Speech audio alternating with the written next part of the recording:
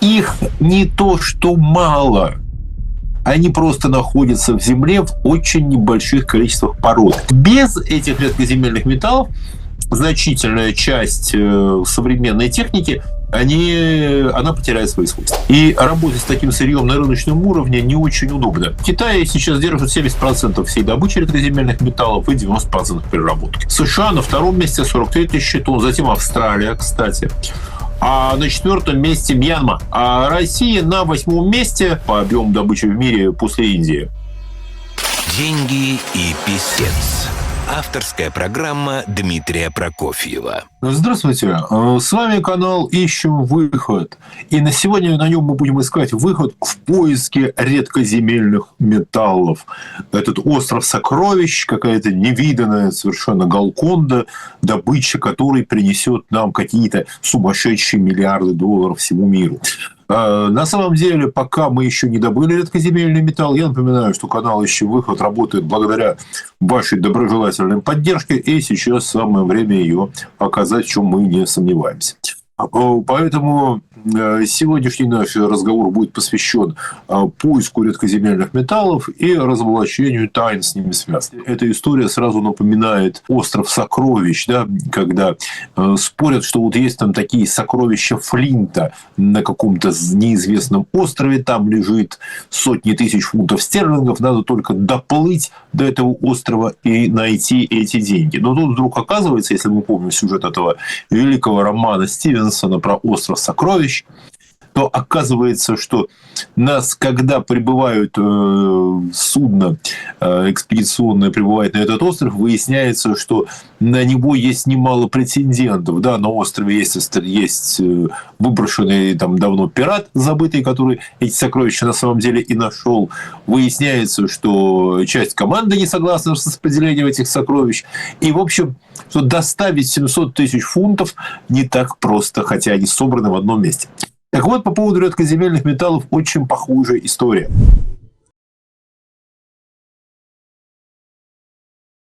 Что нам слово «редкоземельный», да, нам кажется, что они редкие, да, что они редкие, их мало, и надо только найти кусочек металла, и вот все будет хорошо. Но на самом деле, да, здесь фишка в том, что редкий в земле не означает редкие вообще. Их не то что мало, они просто находятся в земле в очень небольших количествах породы. Значит, хорошо, сейчас сделаю шаг назад. Говоря химически, к редкоземельным металлам относится вся группа так называемых лантаноидов, 14 элементов, равно как и сам лантан. К ним иногда причисляют скандий и итрий, да, эти металлы. Ни тот, ни другой формально они лантаноидами не являются, но их часто включают в группу редкоземельных металлов из-за схожих химических свойств и частого нахождения в рудах.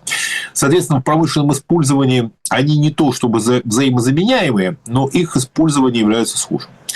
Значит, что это такое? Такие металлы, как скандий и итрий, они улучшают жаростойкость материалов. Парадиодим и неодим используются в высокомощных магнитах, эрбий и тербий, лютеций в твердотельных лазерах. Применяются они в люминофорах для упрочения стали, в сверхпроводящих контурах. Да, знаете, это на что больше всего похоже? Представьте себе специи. Да? Представьте себе специи. Вот перец, да, вы немножко подсыпали его в блюдо, да, поперчили стейк, и он стал вкуснее. Вот здесь примерно то же самое. Много не надо. Да? Их много этих металлов не надо, но без них нужной техники не получится. Да. Но без них нужной техники не получится. И действительно, наличие беспроблемного доступа к редкоземельным металлам, оно действительно является важным для современной хай-тек промышленности. Значит, здесь надо только сказать, что редкоземы не такие уж редкие. Понятие редкость относится не к их редкости, что их трудно найти, а к тому, что они находятся в низких концентрациях в земной коре. То есть самих редкоземельных металлов в коре очень много. Вот по суммарной распространенности, да, они превосходят свинец в 10 раз, молибден в 50 раз, а вольфрам в 1,5 раз. Да. Но поскольку они вот так вот как рассыпаны по земной коре, их добыча и переработка, если начинать с нуля, это весьма затратное предприятие. И плюс еще это очень экологически вредная штука. И плюс еще, что разбросанность, вот эта низкая концентрация, они делают месторождения редкоземельных металлов менее коммерчески выгодными для добычи по сравнению с другими полезными ископаемыми. При этом, что несмотря на то, что потребление вот этих редкоземельных металлов, оно активно растет в последние годы, сам их рынок, считая в долларах, у них очень большой. Вот в 2023 году весь этот рынок редкоземельных металлов составлял менее 5 миллиардов, там от разных оценок, от 4 до 5 миллиардов. Вот так, для сравнения, рынок кофе 140 миллиардов. А рынок нефти вообще невероятно, да? Но повторим, что без этих редкоземельных металлов значительная часть современной техники, она потеряет свои свойства. То есть здесь еще в чем дело? Минералы, из которых добываются эти редкоземельные металлы, они раскиданы по земной коре, значит, рынок небольшой, а инвестиции в добычу должны быть большие. Кроме того, что означает хай-тек отрасль? Это означает, что там быстро происходят перемены. И это заметно меняет спрос. На что-то снижается, на что-то растет. И работать с таким сырьем на рыночном уровне не очень удобно. И там преимущество получается у тех, кто работает с государственной поддержкой. Классика Китай. Да? Например, сейчас Китай является ключевым, да, можно назвать монополист, ключевая страна в добыче, производстве и потреблении редкоземельных металлов, потому что Китай еще мировая фабрика, ему все нужна техника. Китай сейчас держит 70% всей добычи редкоземельных металлов и 90% переработки. Но другим ключевым потребителем являются Соединенные Штаты. И, естественно, у них там возникают трения по этому поводу. Китай раз в квартал выставляет квоты на добычу и их переработку, на добычу редкоземельных металлов, их переработку. Это недовольны, естественно, этим США. В 2022 году в Штатах запретили использовать китайские редкоземельные магниты. Магниты сделаны на основе редкоземельных металлов для военной промышленности. Китай сократил экспорт технологий и добычи. В общем, на рынке такое шаткое равновесие. Значит, кто у нас номер один? Да? По данным Геологической службы американской на 2022 год, какие данные вот у меня есть, в Китае было добыто 210 тысяч тонн редкоземельных металлов. США на втором месте 43 тысячи тонн, затем Австралия, кстати. А на четвертом месте Мьянма. 12 тысяч тонн. Хотя в Мьянме выкачивается китайцами, естественно. Сколько-то добывается в Таиланде и во Вьетнаме. А Россия на 8 месте, 8 место по объему добычи в мире после Индии. При этом запасы более чем достаточны. Да? В самом Китае эти запасы там 44 миллиона тонн, да, при том, что добывают в год 210 тысяч тонн. Во Вьетнаме, Бразилии по 22 тысячи тонн и 10-12 тысяч тонн в России. Так что, когда у нас министр природных ресурсов говорил, что в прошлом году говорил на ПМФ, что Россия способна обеспечить мировое потребление редкоземельных металлов на 100 лет, он был вполне прав. Да? Только дело в том, что это добывать можно не в одной России. И теперь вопрос, наверное, о том, есть ли эти редкоземельные металлы в Украине, в украинской земле, к чему у нас тянет руки сейчас Дональд Трамп, обсуждаются вот эти украинские редкоземы. Напоминаю, что канал «Ищем выход» работает благодаря вашей доброжелательной поддержке. Сейчас самое время эту поддержку оказать. Деньги и писец. Авторская программа Дмитрия Прокофьева. Значит, там в принципе нет. Там просто нет этих ресурсов. Я напоминаю, что весь рынок редкоземельных металлов мировой по оптимистической оценке 5 миллиардов. Не 500, а 5. То есть, конечно, Трамп, он туда записал, да, к этим к редкоземельным металлам он записал литий, уран, марганец, титан, там, иные ценные ресурсы, но которые к редкоземельным металлам не отходятся. И открытым остается вопрос, а сколько этих ресурсов там на самом деле. Плюс имеет значение стоимость добычи, то есть объем инвестиций, которые надо осуществить, чтобы добыча вышла на проектную мощность. Естественно, здесь в детальных... Я здесь цифр вам не скажу, но скажу принципы, как это может считаться. Да? Смотрите.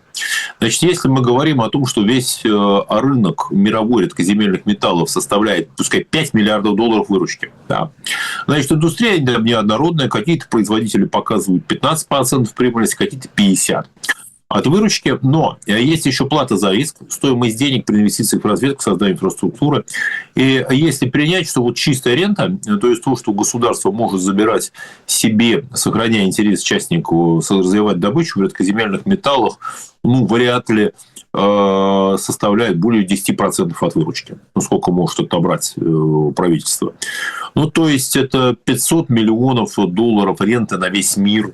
Ну, даже если предположить, что рынок вырастет в 2 раза, то это будет миллиард долларов на весь мир. Ну, пускай Украина будет 20% этого рынка мирового. Ну, потеснит Китай, да. Ну, пускай это будет 200 миллионов долларов в год. Ну, пускай 300, слушайте. Это фантастические вещи. И здесь... Значит, если говорить, что обслуживание американского долга в 2024 году стоило 3%. То есть стоимость обслуживания 100 миллиардов долларов, а Штаты, вот, ну, будем считать, что Штаты предоставили Украине помощи на 100 миллиардов, оно сегодня составляет 3 миллиарда долларов в год. Ну, то есть даже если мировой рынок редкоземельных металлов вырастет не то что в десятки, но в сотню раз вырастет, и вот этот вот трамповский концерн, там фонд, который он планировал создать, он будет лидировать позиции, это все равно не окупит. Это все равно не окупит этой никакой помощи. Значит, понимаете, в чем дело? Вот разговоры про необходимость каких-то ресурсов для национальной промышленности, о чем я упомянул в первой части, о критичности. В чем здесь проблема? Значит, это не нефть. Редкоземельные элементы редкоземельные металлы можно добывать везде. Где-то больше, где-то меньше, да, но вопрос только в стоимости их извлечения. Их много. Они есть повсюду в земной коре. В любой стране вы найдете редкоземельные металлы. И если стоит вопрос о том, что вот вы хотите что-то добывать,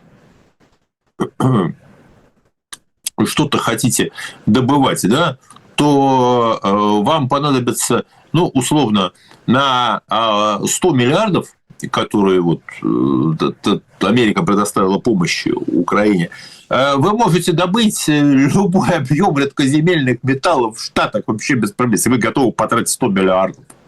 То есть там вопрос не в распространенности, еще раз, там вопрос в стоимости извлечения. Вот.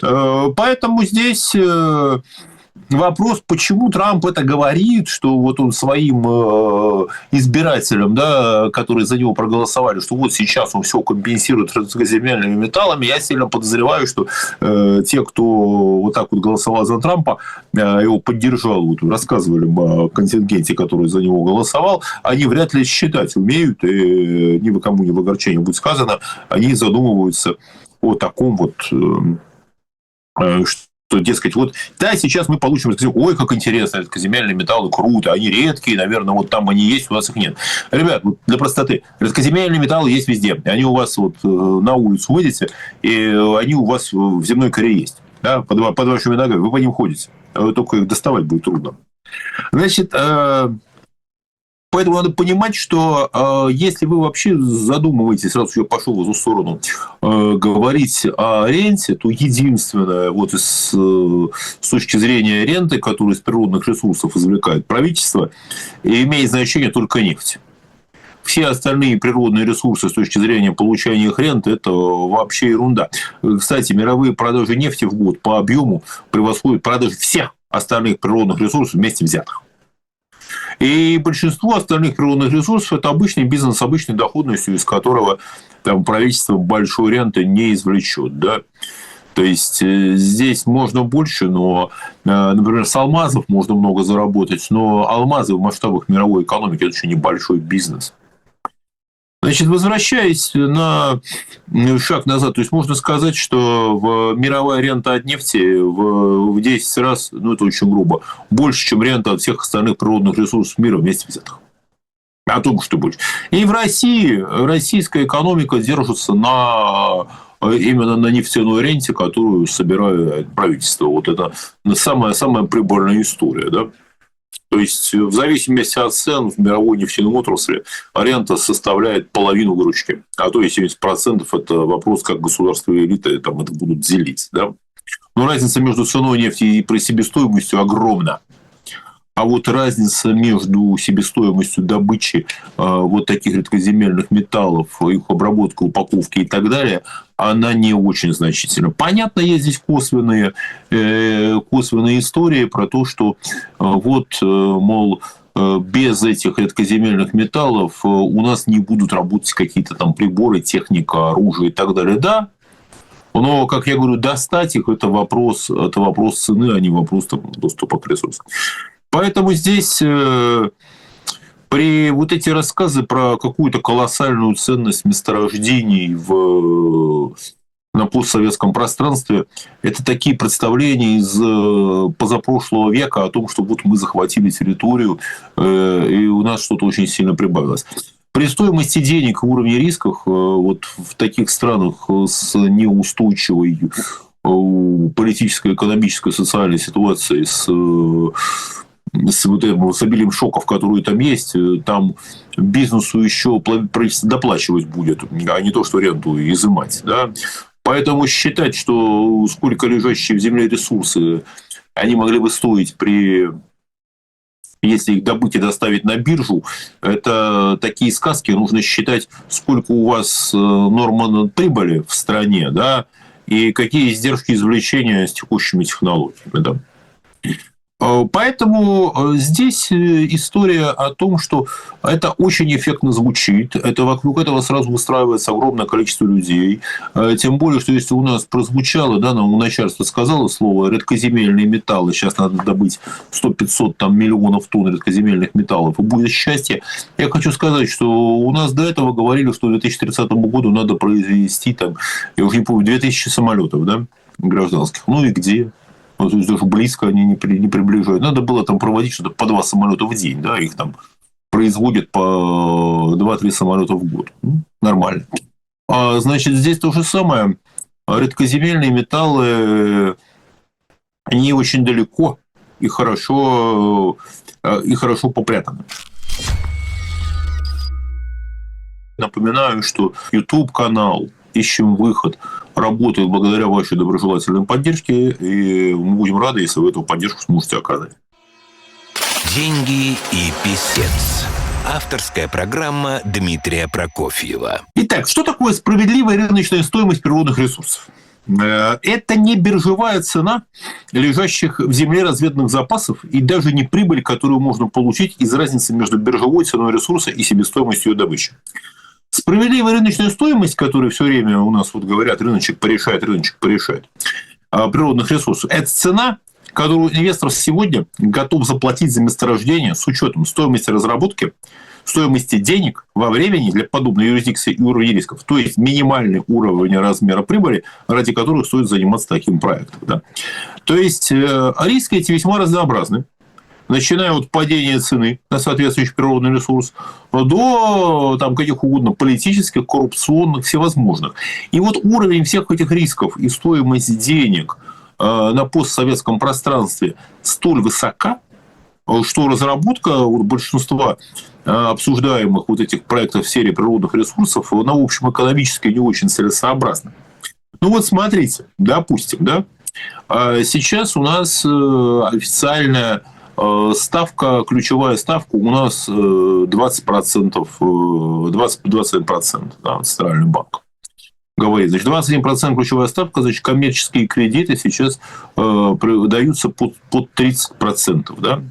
при стоимости денег 30%, $100 чистой прибыли, там 100 рублей, неважно, 100 рублей пускай будет чистой прибыли, полученные через 5 лет, стоит сегодня 27, по-моему, $27, 27 рублей. А $100 чистой прибыли через 10 лет сегодня стоит 7,3, по-моему, $7,5. Я в уме считаю, могу ошибиться. То есть, с учетом того, что срок разработки большинства месторождений изменяется десятилетиями, да, то сейчас для желающих, кто вот хочет войти в такую тему с таким количеством рисков, сотня прибыли через 10 лет, это стоит сегодня, я не знаю, $2, $3, $5 имеет смысл вложить. Да? То есть нужно понимать, что если вот здесь в российской земле, в любой постсоветской земле лежат какие-то ресурсы, биржевая стоимость которых составляет сегодня, пускай триллион, я даже говорю 500 миллиардов, я говорю $1 триллион, 1000 миллиардов долларов, себестоимость добычи которых 500 миллиардов, половина, а средний срок добычи 20 лет, а как? То рыночная стоимость всего этого сегодня, слушайте, она в лучшем случае 10 миллиардов долларов. Вот это такая финансовая математика, и большинство инвесторов, в общем, ему сложно проверить, что уровень рисков на постсоветском пространстве снизится радикально в ближайшие 5-10 лет.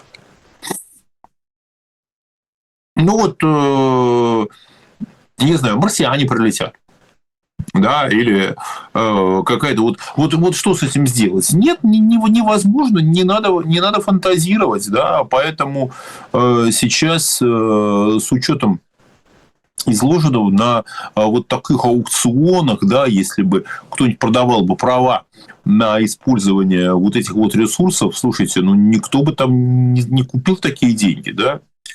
Поэтому понятно, что желающие купить такие найдутся желающие в это вложиться, те, кто знает, как это работать, те, кто знает, какие здесь могут быть риски, и они, грубо говоря, это купят для того, чтобы, например, получить правительственную субсидию в каком-то там другом бизнесе своем. Да? Например, сказать, что вот мы сейчас будем разрабатывать здесь редкоземельные металлы, а вы нам дайте преференции по налогам на что-нибудь еще. Да, мы, конечно, разработаем, со всеми поделимся. Когда-нибудь добудут. Да? Здесь дело такое.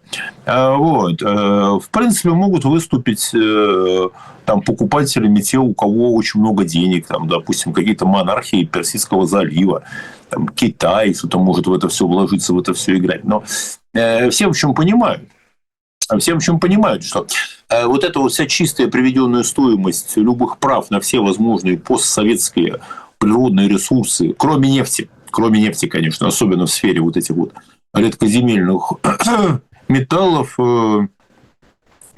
то это там в лучшем случае может идти речь о десятках миллиардов долларов, а совсем не тех цифр, которые увлеченно сейчас у нас так обсуждаются. Да? Поэтому что это может быть все на самом деле? Да? Как это может все работать по-настоящему? Как я могу предположить? Да? Значит, сейчас сообщили о том, что достигнуто соглашение, что Украина пошла на соглашение об использовании. Но там нету вопроса, там в соглашении украинской стороны с Америкой нету вопроса о том, что Украина каким-то образом будет рассчитываться с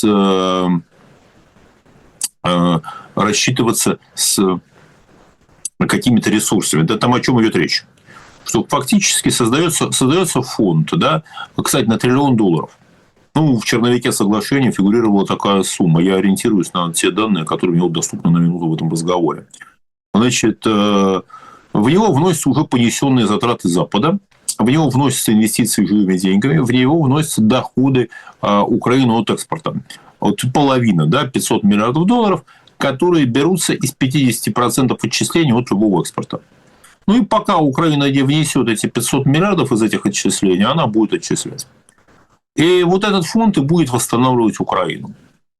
И естественно, что все восстановленное, оно будет становиться чьей-то собственностью. Ну а дальше этот фонд, собственностью фонда, конечно, фонд будет это продавать. Да? А вот кому продавать, он, собственно, отобьет затраты. Это сложная схема, я ее очень примитивно изложил, как говорится, с чужих слов. Да? Но это было похоже на то, как работал план Маршалла. План Маршалла для Европы после Второй мировой войны. Значит, здесь колоссальная сумма. Как это будет выглядеть, как это будет работать, мы пока сказать здесь еще не можем. Да? Здесь я говорю только о предварительных каких-то предварительных данных, на основе которых можно строить версии предположения. Все меняется очень быстро и гораздо быстрее, даже чем мы можем предположить. Коротко, наверное, то, что я постараюсь еще раз повторить и сказать. Да? Кроме нефти, никакая природная рента, да, природная рента работает только с нефтью. Вот ничего, только нефть, ничего кроме нефти, только на ней правительство может снимать достаточно, чтобы иметь здесь какие-то такие реальные профиты и давать возможность зарабатывать бизнесу. Да? Так что все вот эти разговоры про то, что ресурсы как-то невероятно много стоят, и невероятно там они как-то фантастически могут приносить деньги, это, мягко говоря, не так. Что еще можно здесь добавить? Наверное, надо понимать, что все, что связано с возможностью заработать очень много, оно находится под пристальным вниманием правительства, которого вечно не хватает денег. А на постсоветском пространстве сейчас идет отчаянный поиск, я имею в виду, в первую очередь, Россия, отчаянный поиск не только денег, но еще и ресурсов. Да? Россия готовилась к проведению той политики, которую она сейчас проводит. Правительство готовилось, не Россия, правительство. Правительство готовилось много лет. Оно сделало для этого большие запасы. Сейчас эти запасы в значительной степени израсходованы. И вот сейчас идет поиск того, как эти запасы можно будет пополнить. Да? Так что я не сомневаюсь, что сейчас обязательно предложат и здесь внутри какие-нибудь схемы, механизмы предложения, типа, что вот давайте так, ваши деньги будут обеспечены редкоземельными металлами. Да? Как в свое время, я помню, купюры советской банкноты Советского Союза, да, на которых было написано, что вот эти рубли, там, банковские билеты СССР обеспечены там золотом, что-то там Государственного банка, там такая была красивая надпись, да. Ну, а потом, когда эти деньги в одночасье превратились в ничто, оказалось, что ничем они и не обеспечены. Так что помните об этом.